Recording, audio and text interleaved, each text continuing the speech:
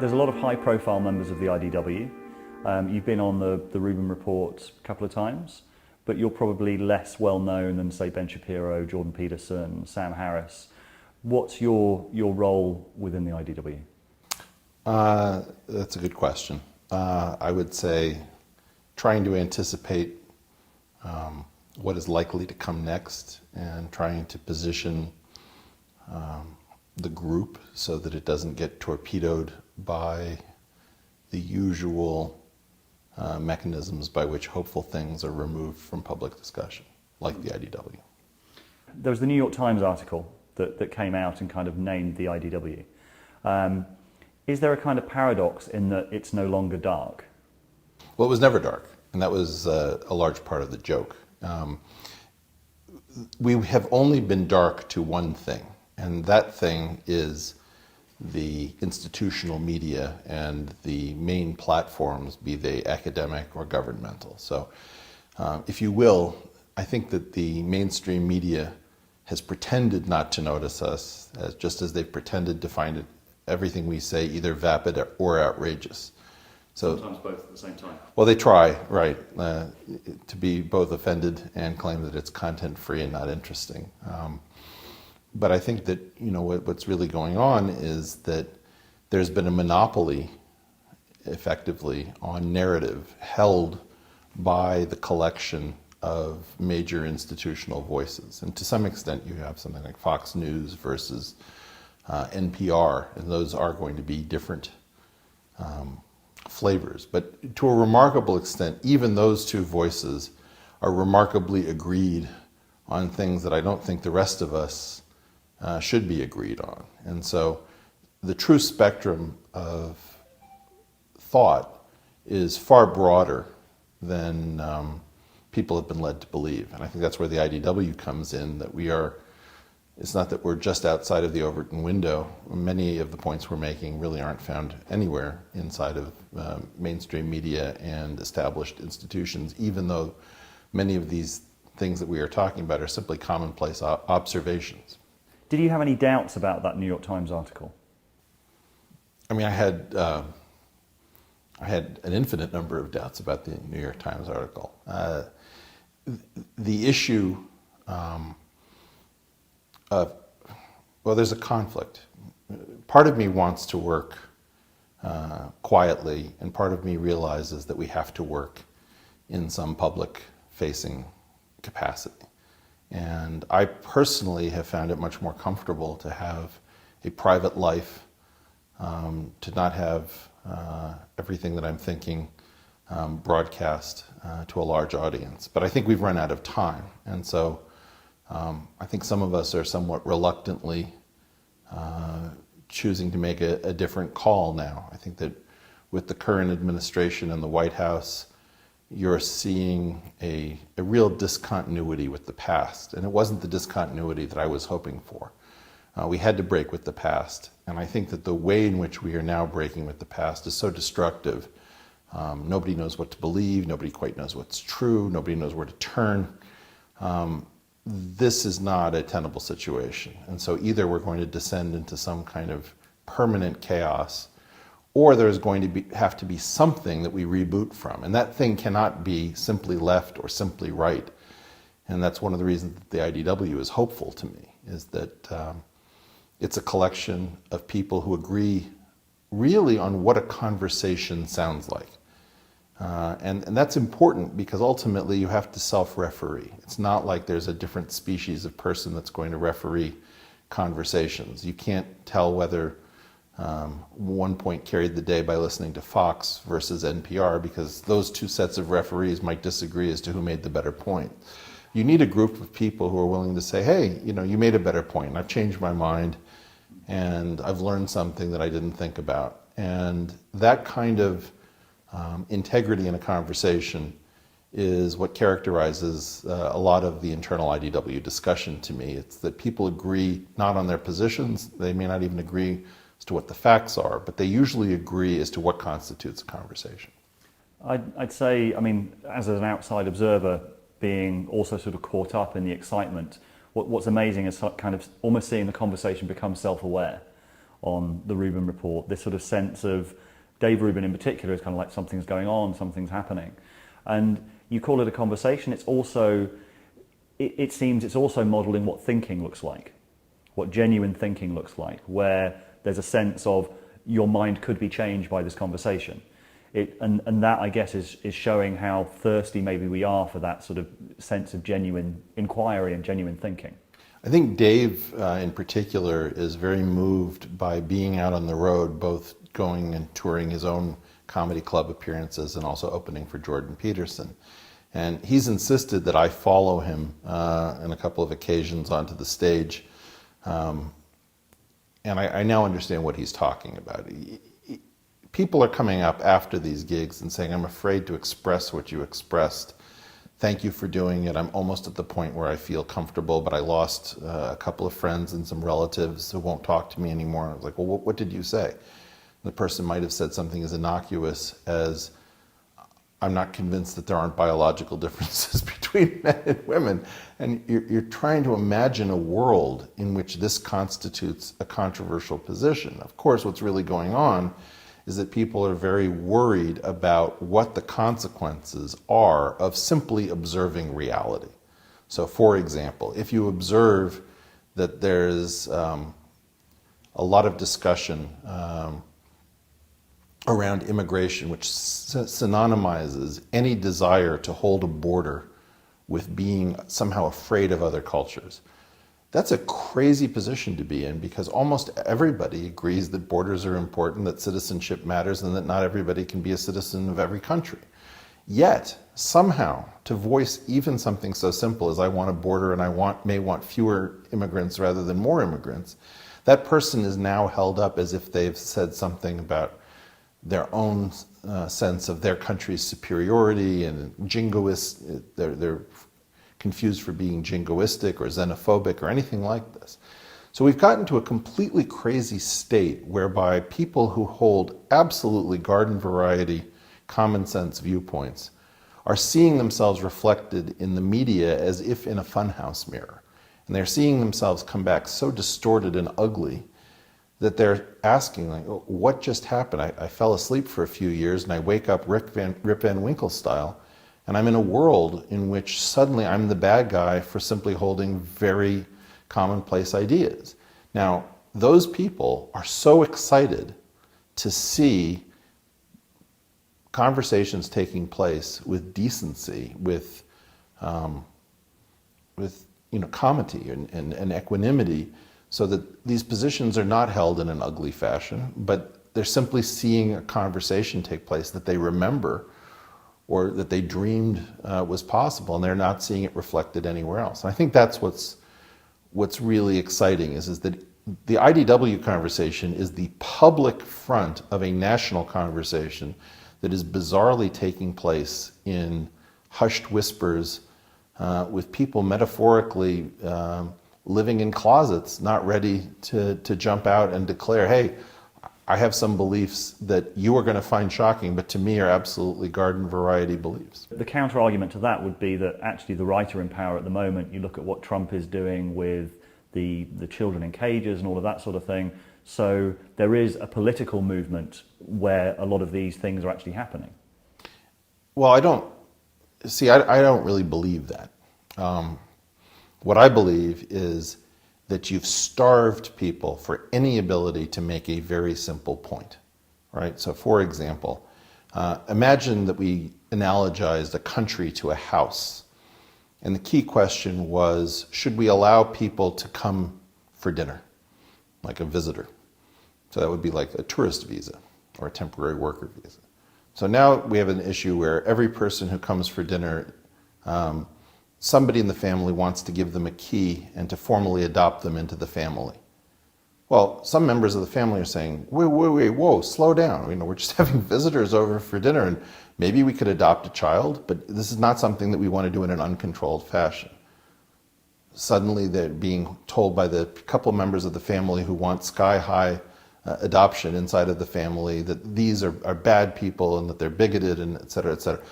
Well, you're going to have an absolutely embittered, angry group of people who are saying, look, this is a home, and we're generous people, but adoption, I mean, you're going to dilute all of us in some fashion. Well, this is a mirror of the national conversation. And what you're hearing is not the sanest, most grown-up voices who are representing a restrictionist position. You're getting the only people who are so incensed, I guess, in such a desensitized state that they're going to make terrible arguments for holding up borders or enforcing visas and not pushing everybody on a path towards citizenship. So that's really what's going on, is that you're seeing a very bad version of restrictionism in the White House because that's all that's been offered by the system. But what is the IDW? It's going to give you a completely different alternative. It's going to say, look, other cultures are super exciting. We're definitely going to have some immigration, and some of it's good for our country, some of it's good for the UK. But what is that level? Maybe that level should go up, maybe that level should go down. It has zero to do with xenophobia. It has to do with legitimate interests of a country, people not wanting to be diluted, people wanting to have something of their own culture that they can bring to the international potluck, and not being told that their substrate culture is somehow deficient and that every culture that's coming in should be held up and celebrated. I mean, that's pretty common sense. I don't understand in any way, shape, or form why we've gotten to a place where the only people who can sort of talk in public are either very far, jingoistic, far gone jingoistic restrictionists, or the tiny group of people in the IDW who are going to say, this doesn't make a lot of sense. And you've described this as a civil war within the left. Could you explain what you mean by that? Sure. I mean, I think that the left that I relate to is the left that realizes that the past cannot supply the answers and that we have to actually progress because we can't stay here. It is not the left that believes we can wish ourselves into a beautiful future by pretending that the world is different than it actually is. So I think that the key thing that is an agreement between these two groups is that we have to get to some sort of better place, and that is the progressive in progressivism.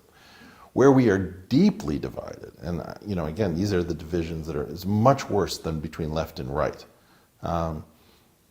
How these absolutely imbecilic figures believe that you can just wish yourself into paradise, that you don't have to worry about markets, that you can just say, free good things for everybody. Well, it just doesn't make a whit of sense. Or, you're going to wish human beings to be both simultaneously non-diverse so that you can argue that any difference in pro rata shares of a group in any occupation is evidence of oppression. And then you're going to turn around and argue that people are actually incredibly different because we're going to get a huge benefit from diversity.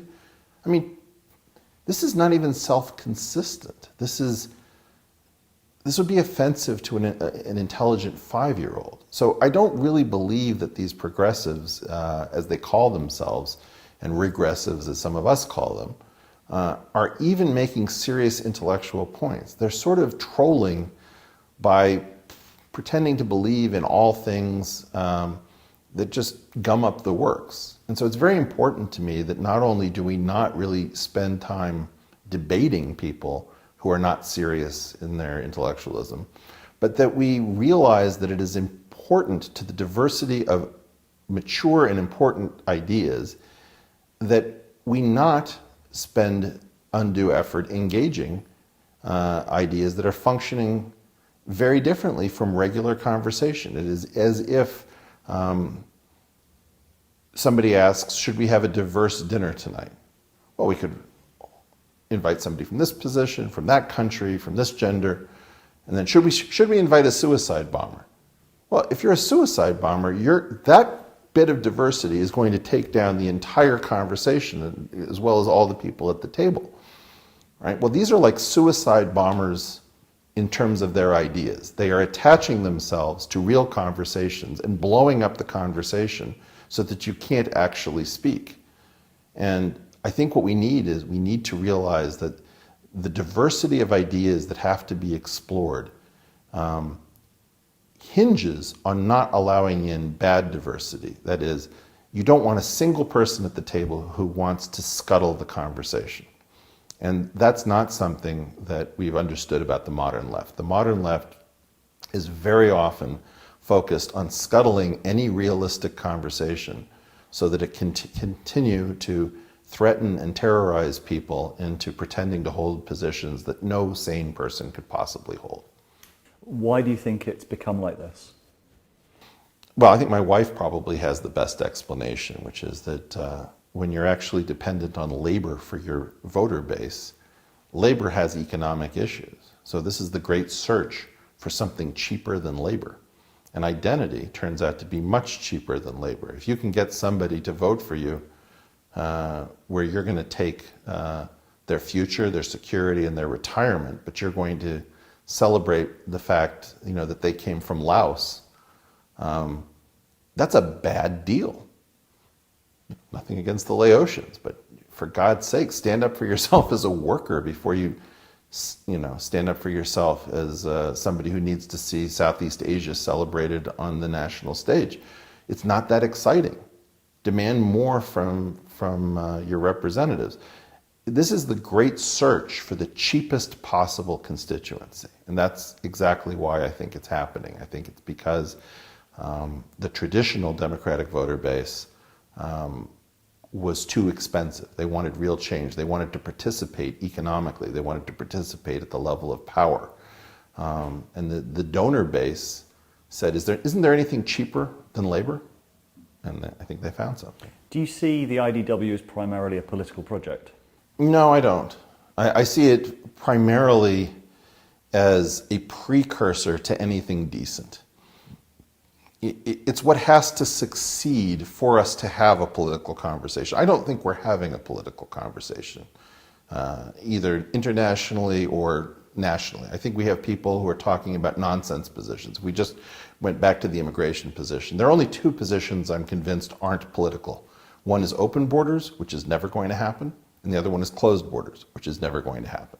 And yet, you very often encounter people who are talking in these terms as if these are the actual positions. So I don't think that we're having a political conversation. I think that what's been going on is that the mainstream media has been playing keep-away ball, right? So this game where you're throwing the ball over somebody who's trying to catch it. Now the public has been trying to get in on this conversation, but what keeps happening is that our fake left and our fake right are engaged in a completely fake conversation about fake items, including fake news, which they themselves are pushing out, and then claiming to fight fake news. So the whole thing is so saturated in falsehood that people are waking up to the idea, oh, I've forgotten what it sounded like for people to actually have a discussion about a topic and how much time it takes. In general, it can't be done with 4 or 5 voices on a panel in 10 minutes with a few commercial interruptions. There's just almost nothing can be discussed that way. And what's worse is that the very people who would be best able to discuss it are never going to be invited onto those programs.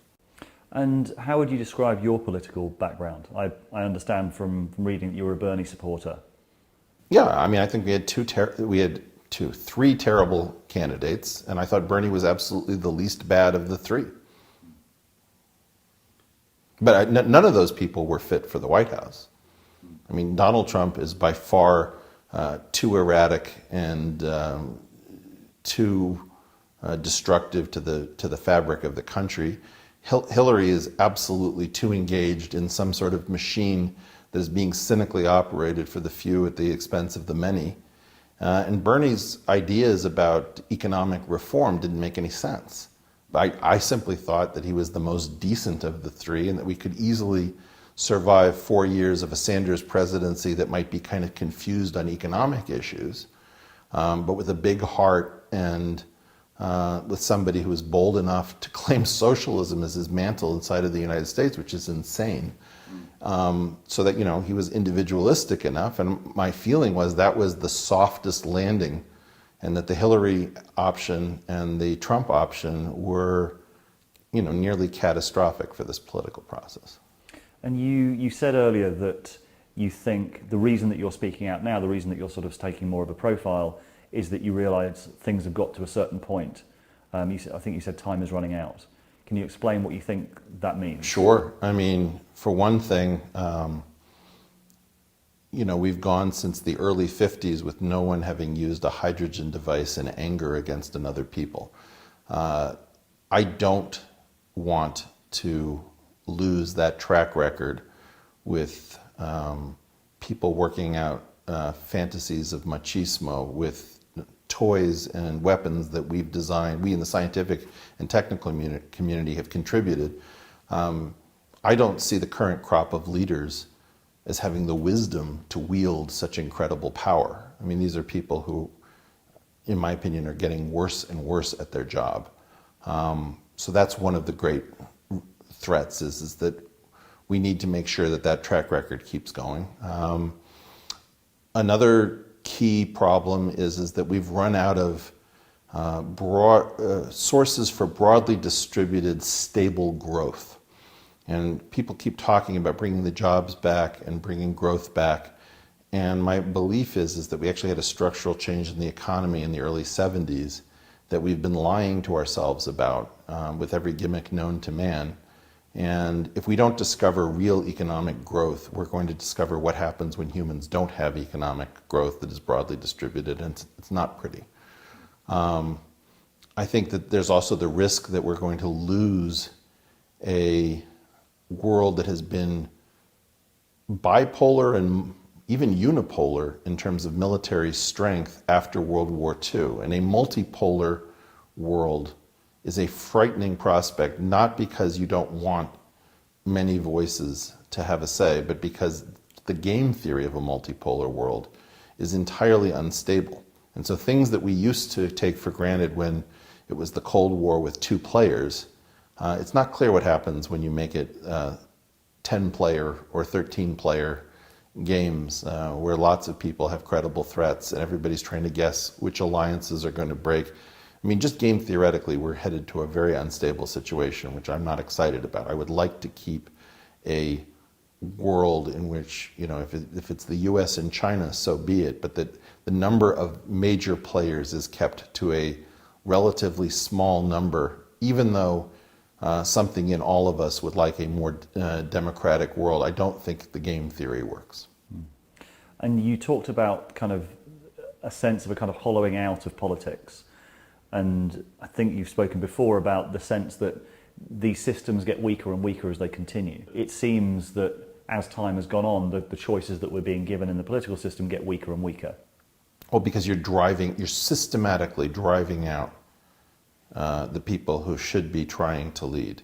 You're making it so unpleasant to hold real opinions, to have real integrity. You're driving the costs of the specific group of people we need, so that instead the only people who are going to show up are the people that we should fear most. And why does that happen? Because the sort of people we need are likely to be independent thinkers, and institutions are terrified of independent thinkers. An independent thinker can reverse course, change their mind, take a totally different direction. For better or for worse, Donald Trump has a lot of independent thinker in him. You may not like his independent thoughts, but you're not going to easily cage him in a perspective. He's going to break out of every cognitive prison that you put in front of him. Okay, imagine that you had somebody who had a great deal more wisdom and a lot more foresight than Donald Trump, but who wanted to be very nimble, who did not want complete transparency when trying to negotiate a trade treaty, who was acting in the better interests of most of the citizens of his country, but needed some privacy for his family, for his own failings, or potentially, for her weaknesses,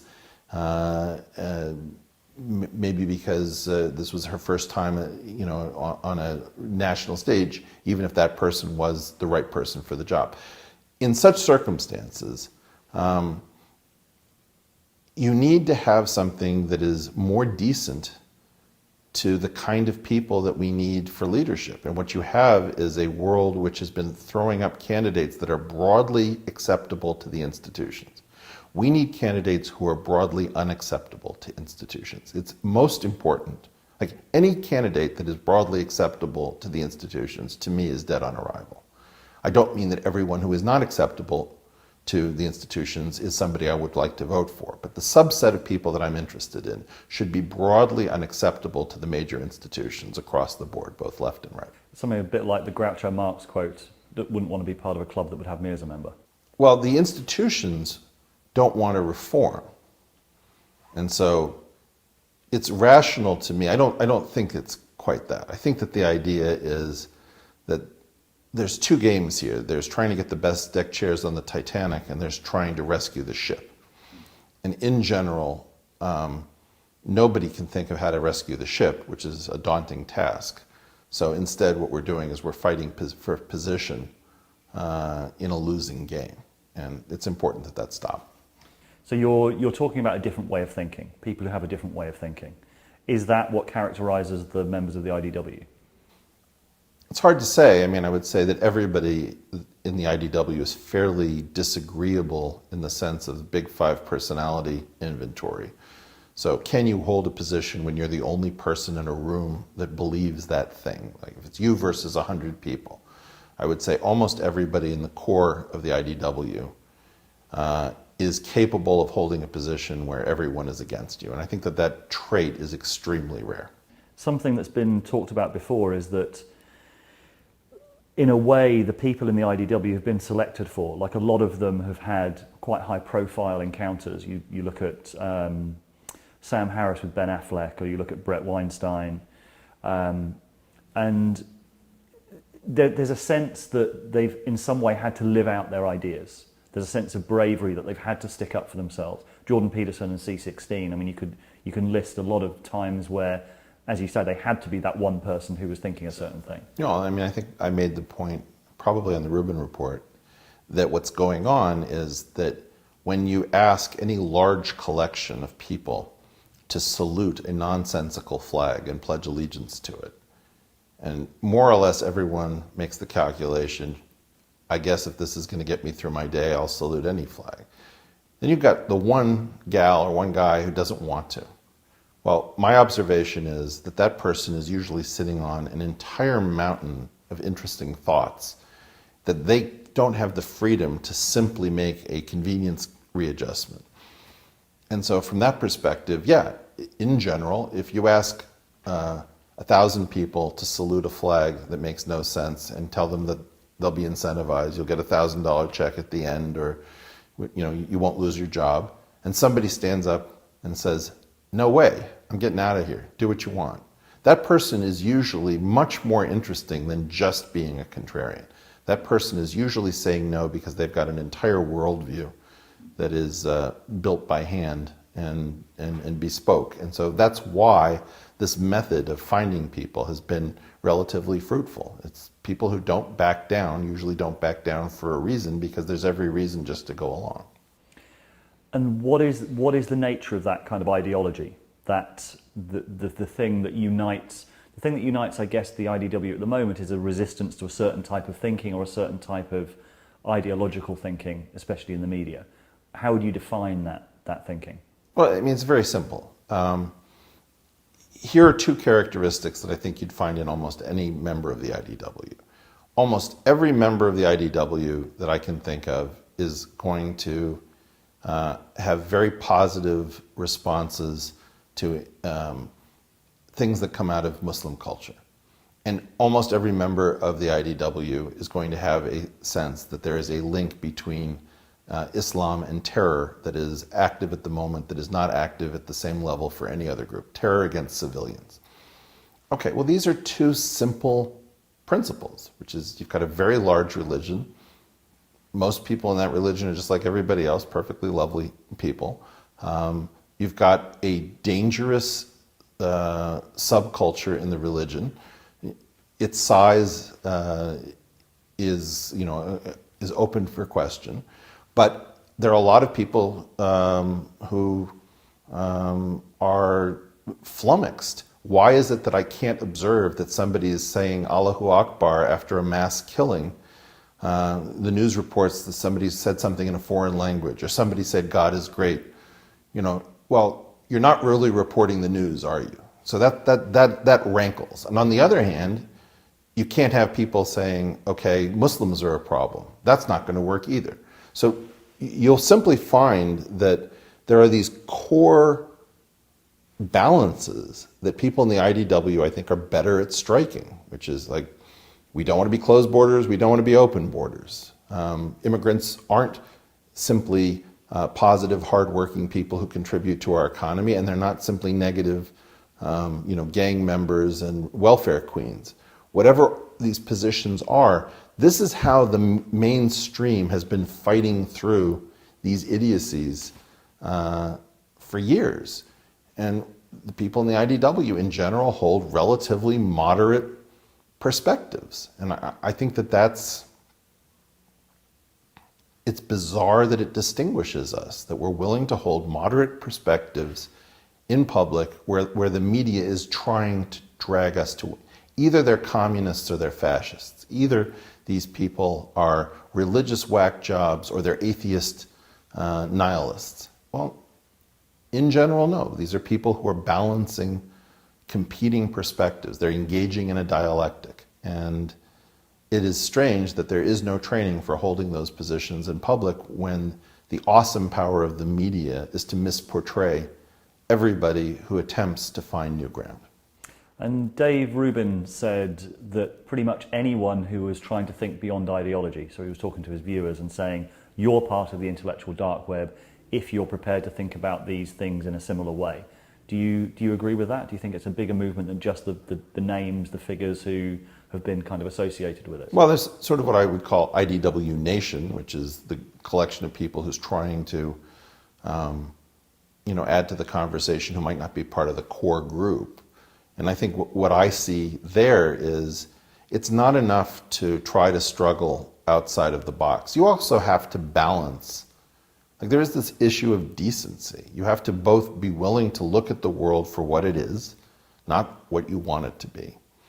And you also have to bring a kind of decency. You can't take the cheap, easy way outs by saying, our biology predisposes us to violence and therefore violence is a good thing. Or, you can't be xenophobic because you realize that we can't be open borders. And you can't be open borders because you realize that closed borders xenophobia is nonsense. You have to continue to struggle.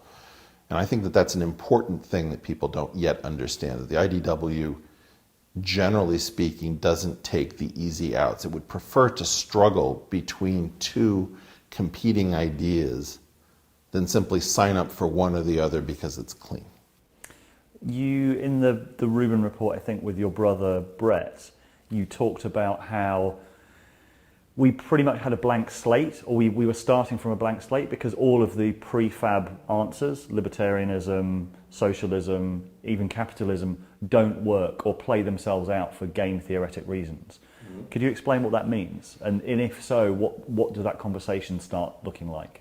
Well, think about any of the major schools of thought that have failed to carry the day. It could be Austrian economics. It could be market socialism.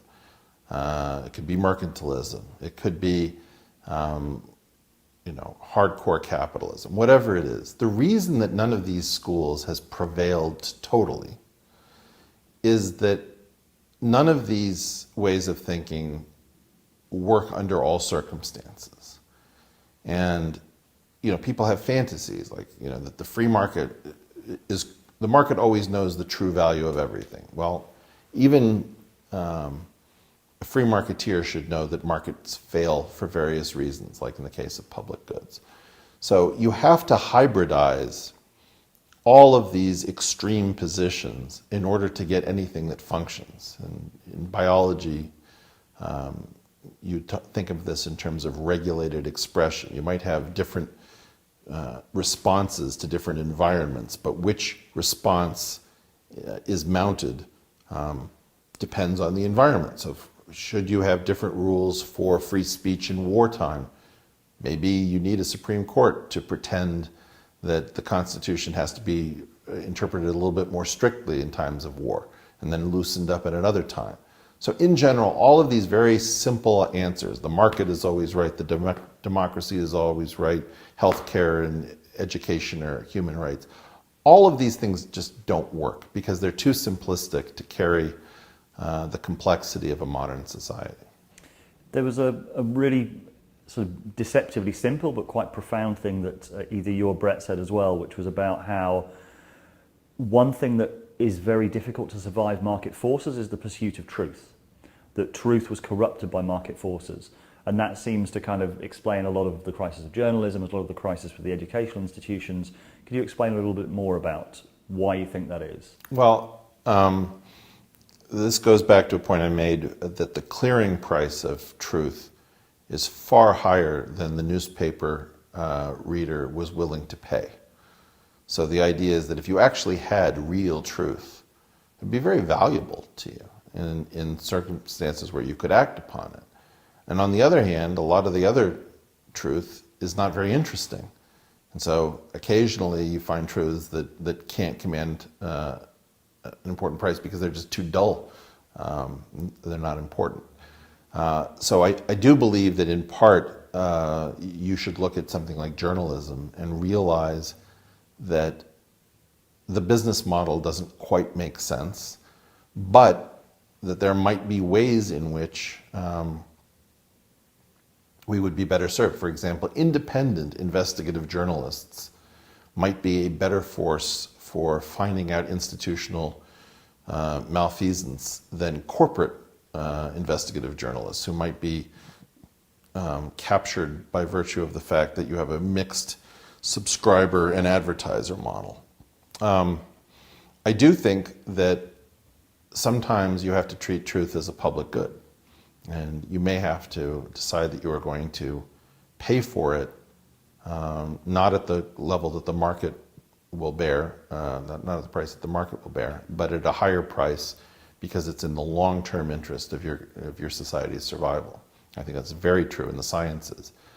It is important to realize that scientists produce a public good which is both inexhaustible, inexcludable, and often not patentable by virtue of international intellectual property issues.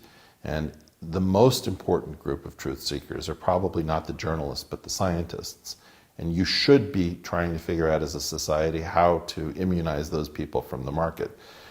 The problem is that the people who want that not done are very powerful because they are representing powerful institutional interests. So it's an uphill battle. It seems that the phenomena of the IDW is part of this great intellectual awakening. I mean, you're seeing people being really hungry for long-form content on YouTube, 3-hour conversations. People are clearly hungry for a lot more intellectual stimulation. I don't actually agree with this. I mean, this is an idea that I think Jordan has slightly wrong. So for a while I've been making the point that there was a change between writing for television was sort of the lowest form of an art, and that writing for movies allowed for real character development, but that the multi-season, multi-episode shows with very long storylines actually has the greatest character development, and so the greatest writers are now writing for TV. The important thing to understand is that it's not just the advent of long-form podcasting. What it is having the courage to say something using that medium. You have long-form podcasts that aren't attracting almost anybody. And the only reason that the IDW is behaving in a different fashion is that it's marrying the content that brave people are starved for with the change in technology.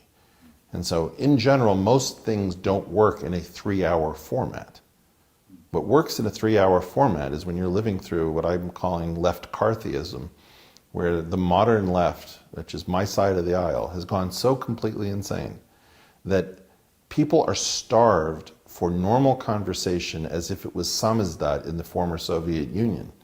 And so you have an underground network, if you will, that is supplying that need for reality. And the only reason we're underground is because the mainstream is pretending, for the most part, not to notice that this phenomenon is existing, which is fascinating.